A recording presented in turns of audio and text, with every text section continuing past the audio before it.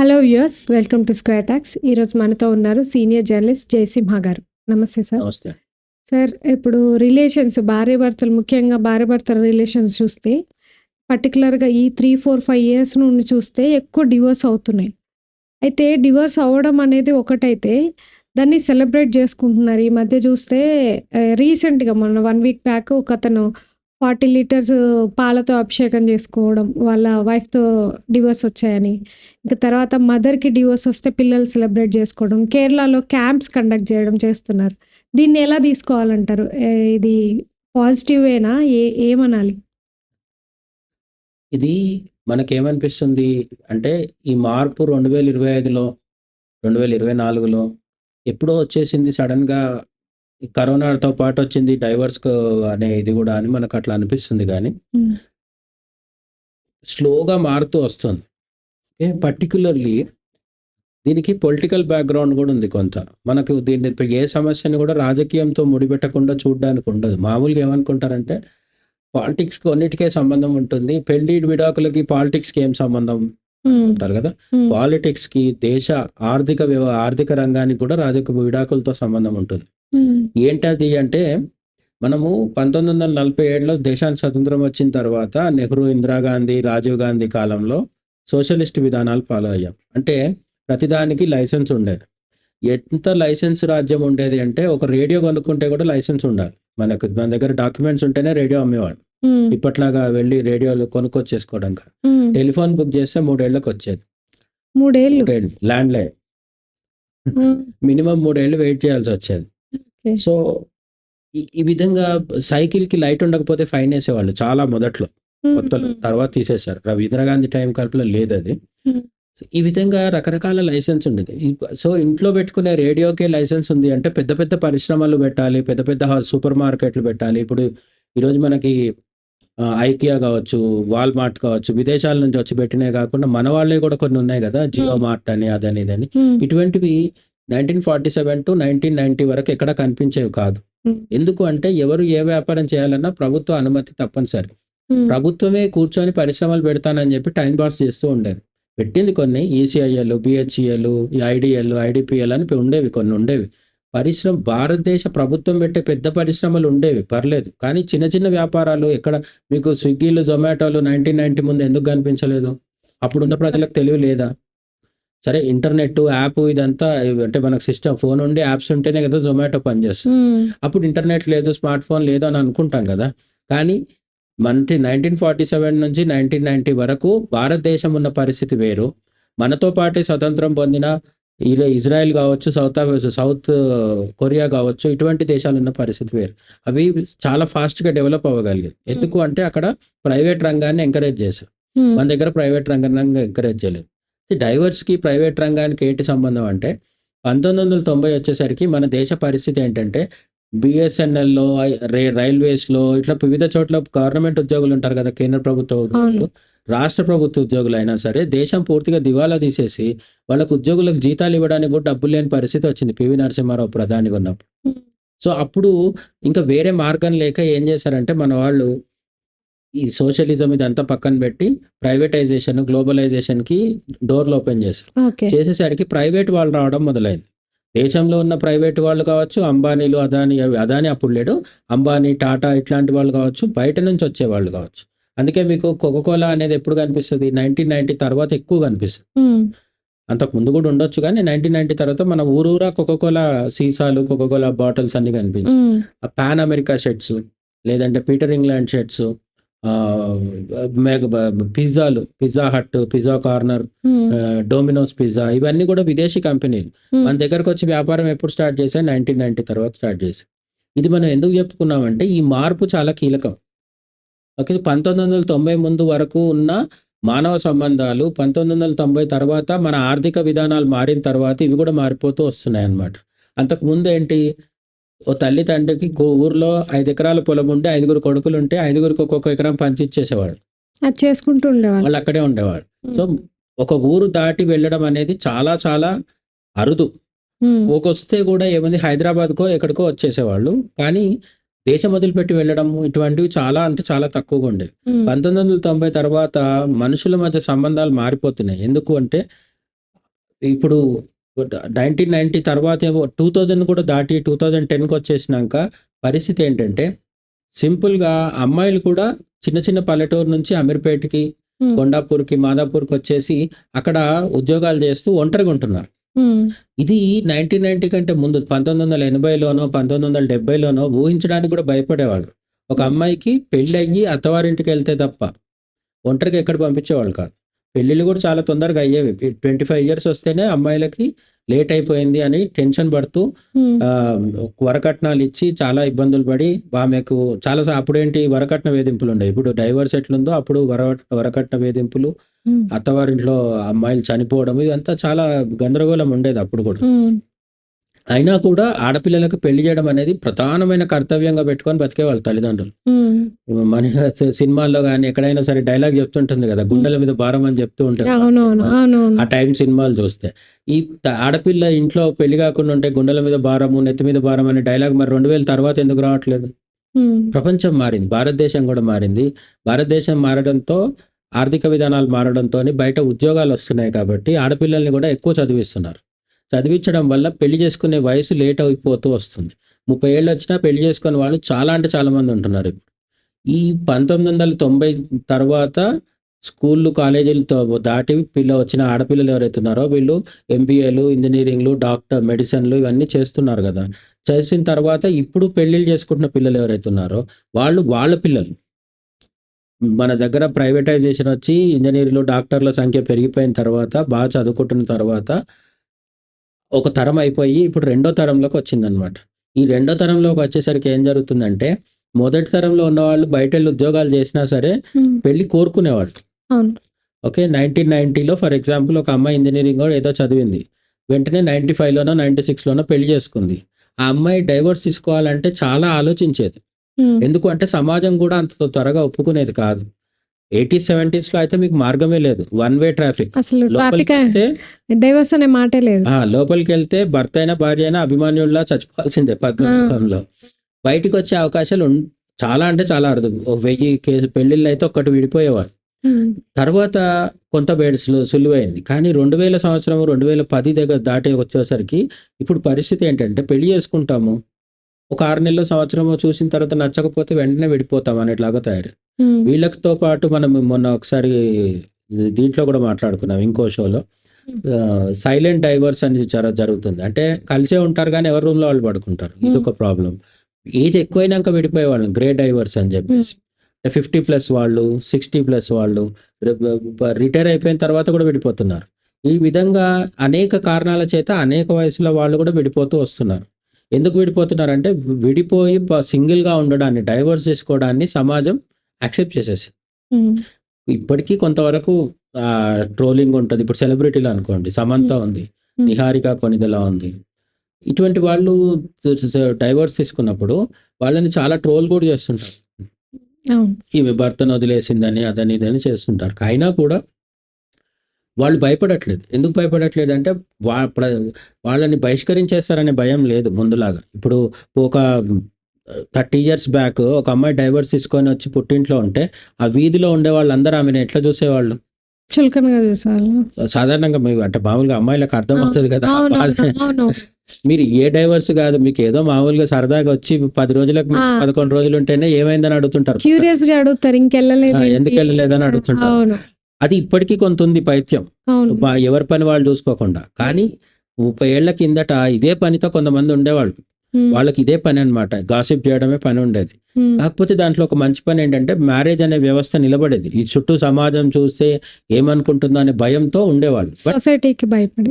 కానీ దాంట్లో ఒక సమస్య ఏంటంటే చిన్న చిన్న సమస్యలకు విడిపోకుండా భయపడి కలిసి ఉండేవాళ్ళు. కానీ పెద్ద పెద్ద సమస్యల వల్ల కూడా ఉండిపోవడం వల్ల చాలాసార్లు అత్తవారింట్లో ఈ అమ్మాయి సూసైడ్ చేసుకోవడము, వాళ్ళే ఈమెను చంపడము, కొన్నిసార్లు భార్య బట్టే బాధలు తట్టుకోలేక భర్త సూసైడ్ చేసుకోవడము, ఇవన్నీ జరిగేవి. అంటే పెళ్ళి అనేది విడిపోవడానికి అవకాశం లేని ఒక సిస్టమ్ లాగా, శాసనం లాగా ఉండడం వల్ల అప్పుడు ప్రాబ్లం వచ్చేది. ఇప్పుడు మనకు అర్థమైంది ఏంటంటే 2000 సంవత్సరం దాటిన తర్వాత ఆర్థికంగా ఆడపిల్లలు కూడా బాగా సంపాదిస్తున్నారు. అండ్ వాళ్ళకు సామాజికంగా తిరిగి పుట్టింటికి వచ్చేస్తే అంత ముందులాగా ఒత్తిడి ఉండట్లేదు. సమాజం ఒత్తిడి చేయట్లేదు. ఇటుపక్క ఉన్నవాళ్ళు, అటుపక్క ఉన్నవాళ్ళు. ఇంకొక విషయం ఏంటంటే పెళ్ళిళ్ళు అంత ఈజీగా అవ్వట్లేదు. అమ్మాయిలు యావరేజ్‌గా ఒక 30 ఇయర్స్ వరకు చేసుకోకుండా ఉంటున్నారు. లేట్ మ్యారేజ్ చేసుకున్నాక కూడా మళ్ళీ విడిపోతున్నారు. కొన్నిసార్లు ఇద్దరు పిల్లలుండి విడిపోయిన అమ్మాయిలు కూడా ఉంటున్నారు. సింగిల్ పేరెంట్‌గా పెంచుతున్నారు. వీళ్ళెవరికి కూడా అమ్మాయిలు నిజంగా సెకండ్ మ్యారేజ్ చేసుకుందామంటే ఇబ్బంది ఉందా? నాకైతే ఎక్కడ కనిపించట్లేదు. సిటీల్లో అట్‌లీస్ట్. ఊర్లలో ఏమన్నా ఉంటే ఉండొచ్చు కానీ సిటీల్లో డైవర్స్ తీసుకున్న అమ్మాయిలకి పెళ్లి చేసుకుంటామంటే వెంటనే వేరేది దొరికిపోతుంది. ముందు అట్లా ఉండేది కాదు. సెకండ్ మ్యారేజ్ చేసుకోవాలంటే చాలా ఇదిగా ఫీల్ అయ్యేవాళ్ళు, వద్దనుకునేవాళ్ళు. ఇప్పుడు అటువంటి ఫీలింగ్స్, అటువంటి రూల్స్, అటువంటి భావజాలం పోయింది. సెకండ్ మ్యారేజ్కి, ఫస్ట్ మ్యారేజ్కి, థర్డ్ మ్యారేజ్కి ఏం తేడా ఉండట్లేదు. చేసుకుంటున్నారు. కాబట్టి కూడా ఆడపిల్లలకి ఏంటంటే డైవర్స్ తీసుకుంటే మళ్ళీ ఫ్యూచర్ ఏంటి అనే భయం లేకుండా పోయింది. సో ఇక్కడ 2 రకాల వాళ్ళు ఉంటున్నారు. పెళ్ళే చేసుకోకుండా సింగిల్గా ఉండేవాళ్ళు కొందరు, పెళ్లి చేసుకున్నా విడిపోయి మళ్ళీ అందులోంచి బయట వచ్చేస్తున్న వాళ్ళు ఇంకొంతమంది ఉన్నారు. వీళ్ళు సెలబ్రేట్ చేసుకోవడం అనే విషయం దగ్గరకు వచ్చేసరికి ఏంటంటే ఇందులో కూడా మనకు జనరేషన్ గ్యాప్ కనిపిస్తుంది. ఏంటి అసలు నేను చెప్పినట్టుగా 30-40 ఇయర్స్ బ్యాక్ డైవర్స్ తీసుకుంటే అవమానం భారంతో ఆ డైవర్స్ తీసుకున్న అమ్మాయి, లేదా విడిపోయి మ్యూచువల్ కన్సెంట్తో విడిపోయి పుట్టింట్లో ఉండిపోయిన అమ్మాయి, లేదంటే సింగిల్గా తన పిల్లల్ని తాను పెంచుకుంటున్న అమ్మాయి అసలు ఇల్లు దాటి బయట రావడానికే సిగ్గుపడేది. ఫంక్షన్స్కి వెళ్తే బంధువులు ఏమడుగుతారో అనే భయం ఉండేది. ఇప్పుడు పోయింది మొత్తం అని అనట్లేదు. ఇప్పుడు కూడా హ్యూమిలియేషన్ ఉంటుంది, కొంత ఇబ్బంది పెడుతుంటారు, అది ఉంటుంది. బట్ చాలా ఒక 90% దాదాపు పోయింది. అంటే అవును నా ప్రాబ్లం ఉంది, నా పర్సనల్ ప్రాబ్లం ఉంది కాబట్టి డైవర్స్ తీసుకున్నాను, నీకేంటి అన్నట్టుగా వీళ్ళు బోల్డ్గా తయారవుతున్నారు. ఆ తయారవడం వల్ల ఏమవుతుందంటే ఫస్ట్ జనరేషన్ వాళ్ళు డైవర్స్ తీసుకున్నా దాన్ని ఒక గిల్టీ ఫీలింగ్తో యాక్సెప్ట్ చేసేవాళ్ళు. అవును డైవర్స్ తీసుకున్నాం కానీ అది జరగకపోతే బాగుండేది అనుకునేవాళ్ళు. రెండో జనరేషన్ వాళ్ళు ఏంటి, డైవర్స్ తీసుకున్నాము అయితే ఇప్పుడు ఏంటి నా లైఫ్ నేను కొనసాగిస్తానని చెప్పేసి తన జీవితంలో తను ఉండేవాళ్ళు బయటికి వెళ్ళి జాబ్ చేసేయడము. ఒక దగ్గర ఎక్కడో కత్రినా కైఫ్ చెప్తుంది, మీకు బ్రేకప్ అయితే ఎన్ని నుంచి ఎట్లా బయటపడతారంటే నేను ఎక్కువ జిమ్కి వెళ్తా, ఎక్సర్సైజ్ని మించి బ్రేకప్కి, ఆ బ్రేకప్ ఎమోషన్ నుంచి బయటపడడానికి exercise is the best thing అని చెప్తుంది అనమాట. ఆ విధంగా ఇప్పుడు ఈ మధ్యకాలంలో ఆ భర్త నుంచి విడిపోయిన వాళ్ళు, బ్రేకప్ అంటే బాయ్ ఫ్రెండ్ నుంచి విడిపోతారు, డైవర్స్ అంటే భర్త నుంచి విడిపోతారు. బాగా డబ్బులుండి అఫోర్డ్ చేయగలిగే వాళ్ళు అయితే డైవర్స్ తీసుకున్న నెక్స్ట్ డే నుంచి హ్యాపీగా జిమ్కి వెళ్తున్నారు, ఎక్సర్సైజులు చేస్తున్నారు, ఫిట్గా ఉండే ప్రయత్నం చేస్తున్నారు. అంటే పరిష్కారాలు, కొత్త పరిష్కారాలు సంపాదిస్తున్నారు. ఇంతకుముందు డైవర్స్ తీసుకుంటే వెక్కి ఏడుస్తూ మంచానికి పరిమితం అయిపోయి ఫుడ్ తినకుండా ఇవన్నీ చేసేవాళ్ళు. అక్కడి నుంచి నార్మల్గా ఫీల్ అవ్వండి. ఇది ఇప్పుడు 3వ జనరేషన్ ఏంటంటే డైవర్స్ తీసుకోవడానికి అసలు గిల్టీ ఫీలింగ్ కూడా లేదు, దాన్ని సెలబ్రేట్ చేసుకోవడం మొదలుపెట్టారు. ఇటువంటి వాళ్ళు ఫారిన్ కంట్రీస్లో మొదటి నుంచి ఉన్నారు. అయితే అక్కడ సెలబ్రేట్ చేసుకుంటారా అంటే సెలబ్రేషన్ ఏమి ఉండదు. విడిపోయిన తర్వాత వాళ్ళు ఇంకో నలుగురితో కలిసి వెళ్ళి ఏ పబ్లోనో కాస్త మందు తాగి వస్తారు వాళ్ళు. మన దగ్గర అటువంటి అవకాశాలు లేవు ఇప్పటికీ కూడా. కాబట్టి వీళ్ళు ఏంటంటే పైగా ఇండియన్స్కి ఏంటి ఏదో ఒక సెలబ్రేషన్ కావాలి. ఆ మధ్య ఇప్పుడు ఒకసారి అనుకుంటా కరీంనగర్లోనో ఏదో మన తెలంగాణ ఊర్లోనే ఒక అమ్మాయికి బాగా ఘనంగా పెళ్లి చేశాడు తండ్రి, బంగారము అన్ని పెట్టి చేశాడు. తర్వాత ఆమెకి ఇబ్బంది వచ్చింది, డైవర్స్ తీసుకుంది. డైవర్స్ తీసుకున్నాక కోర్టులోనే ఎక్కడో డైవర్స్ కన్ఫర్మ్ అయిన తర్వాత ఇంటికి వచ్చేటప్పుడు కారులో కూర్చోబెట్టి పెళ్లి చేసి అత్తవారింటికి పంపించేటప్పుడు చెప్తారు కదా బారాత్ అని చెప్తారు కదా, ఊరేగింపు, బ్యాండ్ బాజా బారాత్ అంటారు. అట్లా పెళ్లి చేసిన అమ్మాయిని అప్పగింతలు చేసి ఇంటికి అత్తగారింటికి పంపించేటప్పుడు ఎట్లా పంపిస్తాడో, విడాకులు తీసుకున్న అమ్మాయిని తన ఇంటికి తెచ్చుకున్నప్పుడు కూడా తండ్రి అట్లా ఘనంగా తీసుకొచ్చాడు అనమాట. అది కొంచెం మనకు అతిగా కనిపిస్తుంది కానీ వాళ్ళ కోణంలో, వాళ్ళ దృష్టిలో ఉండి ఆలోచించినప్పుడు వాళ్ళు ఎంత సఫర్ అయ్యి ఉంటే అట్లా రియాక్ట్ అవుతుంది. అవ్వద్దు. నా ఉద్దేశం అయితే డైవర్స్ అనేది మంచిది కాదు, చెడుది కాదు. చెడుదని నేనేం చెప్పట్లేదు, కానీ అట్లా అని చెప్పేసి అది ఒక గొప్ప విషయం అనుకుంటే ఏమవుతుందంటే ఒకరిని చూసి ఒకరు అందరు ఇదే పని చేస్తారు. చిన్న సమస్యలు ఉన్నాయనుకోండి, అడ్జస్ట్ అవుతే బెటర్.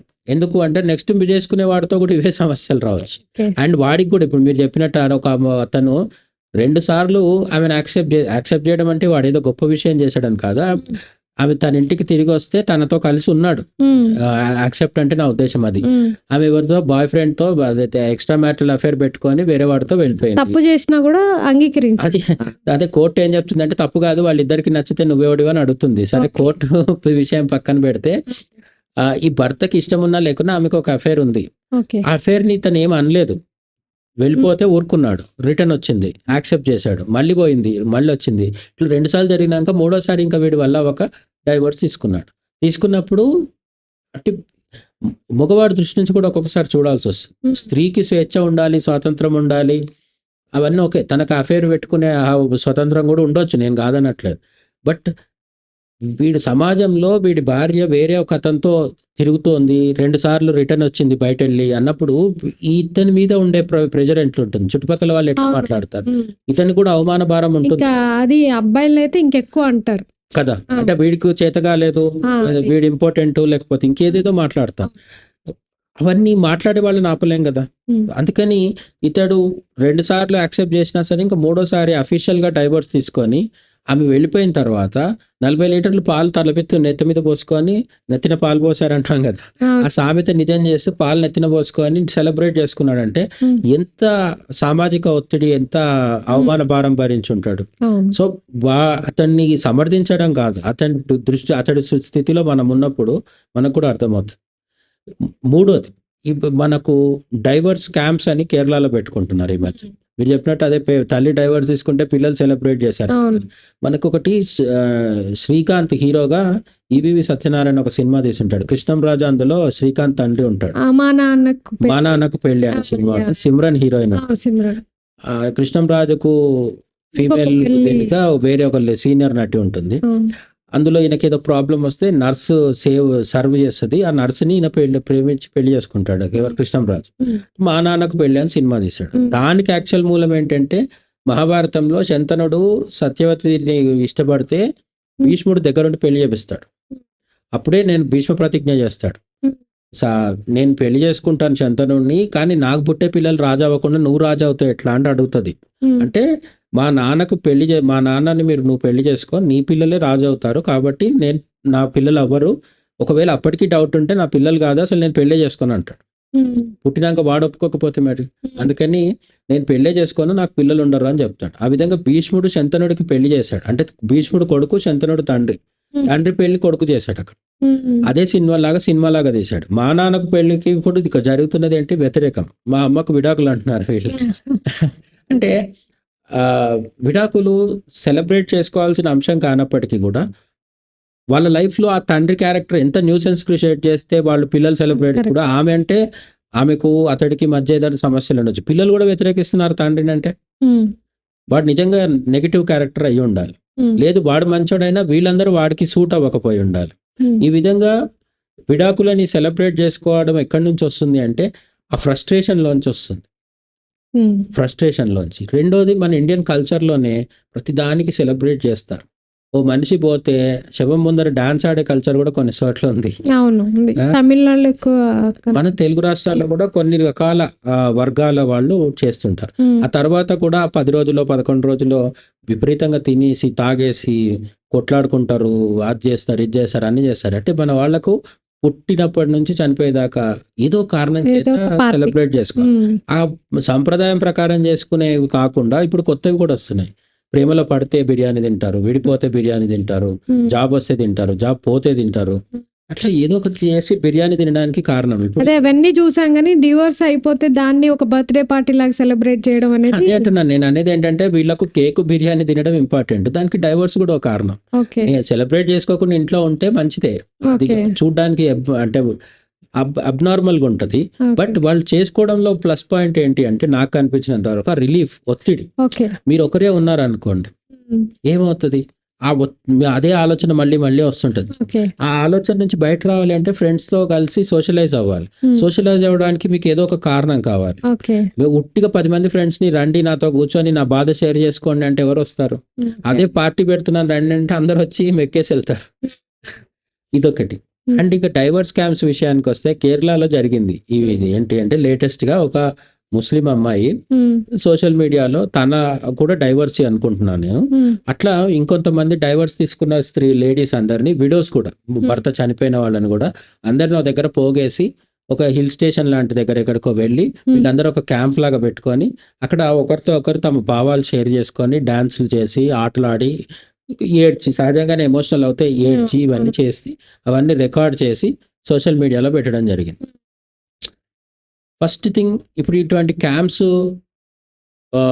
కరెక్టా తప్ప అన్నప్పుడు నిస్సందేహంగా తప్పని చెప్తాను నేను. హ్మ్. ఎందుకు తప్పు? వాళ్ళ పర్సనల్ ఫ్రీడమ్‌లో నువ్వెవడివి వేలు పెట్టడానికంటే ఖచ్చితంగా నాకు అధికారం లేదు. హ్మ్. ఎవ్వరం కూడా వాళ్ళకి నచ్చింది చేయడానికి లేదు. కానీ హ్మ్. వాళ్ళందరూ చాలా కలిసిమెలిసి ఒకే దగ్గర పెరిగిన వాళ్ళు, ఒకరికొకరు చాలా సంవత్సరాలుగా తెలిసిన వాళ్ళు కాదు మీరు గమనించాల్సింది. ఆ! ఆమె సోషల్ మీడియాలో ఒక క్యాంపెయిన్ లాగా కోయిన్సిడెన్స్ చేసి అంటే సేమ్ డివోర్సీలు అంటే కోయిన్సిడెన్స్. వివిధ ప్రాంతాల వాళ్ళు దేశంలో కావచ్చు, కేరళ రాష్ట్రంలో కావచ్చు, ఎక్కడైనా కావచ్చు. ఓకే. వాళ్ళకి ఒకరితో ఒకరికి ముఖపరిచయం లేదు. So okay. మీరు అటువంటి వాళ్ళని నమ్మి మీరు ఎమోషనల్‌గా డిస్టర్బ్ అయి ఉన్నప్పుడు అక్కడికెళ్ళి వాళ్ళతో అన్నీ షేర్ చేసుకుంటే మిమ్మల్ని వాళ్ళు ఎప్పుడైనా సరే ఓకే. బ్లాక్‌మెయిల్ చేయొచ్చు. లేదంటే ఇంకేదన్నా విధంగా ఇబ్బంది పెట్టొచ్చు. యాహ్! సరే డైవర్స్ తీసుకున్న ఒక అమ్మాయి ఇంకో అమ్మాయిని ఏమి ఇబ్బంది పెట్టదు అనుకున్నప్పటికి కూడా మీరు అవన్నీ చేసి వీడియోలు సోషల్ మీడియాలో పెడితే మీరు డైవర్స్ తీసుకొని సింగిల్‌గా ఉన్నారనే విషయం పాపులర్ అవుతుంది కదా! అవును. ఊరుకుంటాడో ఎవడో ఒకడొచ్చి మళ్ళీ ప్రయత్నం చేస్తూ ఉంటాడు. హ్మ్. జనరల్‌గా అదే కదా ఏమంటారు అదే కదా సమస్య. హ్మ్. సో మళ్ళీ వాడు ఎవరైనా వచ్చి అప్రోచ్ అయినప్పుడు వాడు ఎటువంటి వాడో మీకు తెలియదు. ఓకే. మ్యారేజ్ బ్యూరోకెళ్ళి అన్ని చెక్ చేసుకుంటుంటే ఈ మధ్య సిబిల్ స్కోర్ కూడా చూస్తున్నారు. చూస్తున్నారు. అంత చేస్తే కూడా మళ్ళీ అబ్బాయిలు దొంగలే ఉంటున్నారు. అమ్మాయిలు కూడా తమకు వీలైనంత అల్లకల్లోలం చేస్తున్నారు ఈ మధ్య. హ్మ్. ఇవన్నీ జరుగుతున్న ఒక క్రమంలో మరి మీరు ఆ డైవర్స్ తీసుకున్న వాళ్ళందరూ కలిసి ఒక క్యాంప్ లాగా నిర్వహించి ఏం సాధిద్దాం అనుకుంటున్నారు? హ్మ్. కానీ డైవర్స్‌ని సెలబ్రేట్ చేసుకోవద్దని కాదు. కానీ ఎవరితో సెలబ్రేట్ చేసుకుంటున్నాం అనేది ఇంపార్టెంట్. ముక్కు ముఖం తెలియని అజ్ఞాత వ్యక్తులు మీకు ఆన్‌లైన్‌లో పరిచయమైన వాళ్ళందరితో కలిసి క్యాంపులేసుకుంటే మంచి కంటే చెడు జరిగే ప్రమాదం ఉంటుంది. కాబట్టి మీరు డైవర్స్ తీసుకున్నారంటేనే మీకు బాగా పరిచయం ఉన్న భర్తో, భార్యో మిమ్మల్ని మోసం చేసిందని అర్థం. హ్మ్. భార్య, భర్త మోసం చేసినప్పుడు మరి ఆన్‌లైన్‌లో పరిచయమైన ఫ్రెండ్స్ ఎందుకు మోసం చేయకుండా ఉంటారు? అవును. అందుకని నమ్మొద్దు. నేనేమంటున్నానంటే ఆన్‌లైన్ పరిచయాల్ని, ఆన్‌లైన్ స్నేహాల్ని సీరియస్‌గా తీసుకొని క్యాంప్స్ వేసుకొని అసహజమైన సంబరాలకి పోకుండా డైవర్స్ తీసుకున్నాక నెక్స్ట్ ఎట్లా వెళ్ళాలనేది ఒక దగ్గర కూర్చొని ప్రశాంతంగా ఆలోచించుకోవడం మంచిది. సరే మేము ఒక్కరం ఉండలేము అంటే బాగా తెలిసిన వాళ్ళతో కలిసి కొంతసేపు సోషలైజ్ అవ్వడం, పార్టీలు చేసుకోవచ్చు. లేదంటే బయట ఎక్కడన్నా ఏదైనా టూర్‌కి వెళ్ళొచ్చు. ఇటువంటివి చేయొచ్చు. అండ్ అన్నిటికంటే ముఖ్యంగా డైవర్స్ తీసుకున్న తర్వాత మీరు బాగా నమ్మగలిగే వ్యక్తులు ఎవరుంటారంటే ఇప్పటి వరకైతే ఫ్రెండ్స్, కొలీగ్స్ కాదు. ఒకవేళ ఫ్యామిలీ ఉంటే బాగా నమ్మదగ్గ కుటుంబం అంటూ ఉంటే మీ తల్లి, తండ్రి, అన్న, తమ్ముడు, అక్క, చెల్లెలు వీళ్ళకి ఫస్ట్ ప్రయారిటీ ఇవ్వాలి. భర్త తర్వాత పిల్లలు, పిల్లల తర్వాత వచ్చేది వీళ్ళే. హ్మ్. కాబట్టి భర్త ఆర్ భార్య నేననేది. ఒకవేళ అబ్బాయి డైవర్స్ తీసుకున్నా కూడా ఇమ్మీడియేట్‌గా మీరు ఎవరి దగ్గరికెళ్ళాలంటే ఫ్రెండ్స్, కొలీగ్స్ దగ్గరికి కాదు. అట్లనే ఆన్‌లైన్‌లో ముక్కు ముఖం తెలియని వాళ్ళ దగ్గరికి కాదు. వెళ్ళాల్సింది parents or brothers or sisters వీళ్ళ దగ్గరికెళ్తే ఎందుకు వాళ్ళు మోసం చేసే అవకాశాలు చాలా చాలా తక్కువుంటాయి. వాళ్ళు మంచోళ్ళని నేను చెప్పట్లేదు. కానీ వాళ్ళకి మోసం చేయడం వల్ల వచ్చే లాభం ఏం లేదు. ఓకే.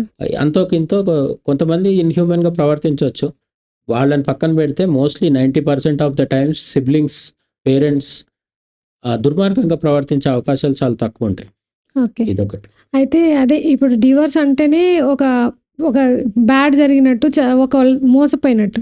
మనం జాగ్రత్తగా లేకపోతే మళ్ళీ మోసపోవడానికి రెడీగా ఉన్నట్టు అవుతది. అంటే మనం అంత పబ్లిక్‌గా అంత సెలబ్రేట్ అంటే చేసుకుంటే. మనము కొన్నిసార్లు సెలబ్రిటీలు మాట్లాడేది కూడా అబ్జర్వ్ చేస్తుండాలి. ఈ మధ్య కాలంలో శృతి హాసన్ చెప్పింది అంటే ఆమెకు 40+ వచ్చేసాయి ఏజ్. ఆమె మరీ చిన్నది కాదు. 40 కాకపోతే మేబీ 35, 40 మధ్యలో ఉండొచ్చు. 38 ఉండొచ్చు. త్రిష కూడా ఇప్పటి వరకు మ్యారేజ్ చేసుకోలేదు.